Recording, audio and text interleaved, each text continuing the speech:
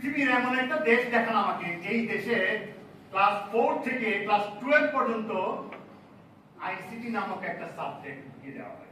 একমাত্র উদ্দেশ্য এই সাবজেক্ট, কারণ তৎকালীন প্রধানমন্ত্রীর ছেলে হলো আইসিটির বড় কি জানি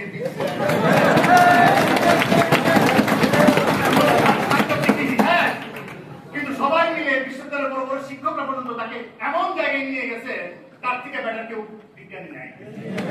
তাকে খুশি করার জন্য ক্লাস 4 থেকে ক্লাস 12 পর্যন্ত আইসিটি নামক একটা সাবজেক্ট ঢুকিয়ে দেওয়া হলো।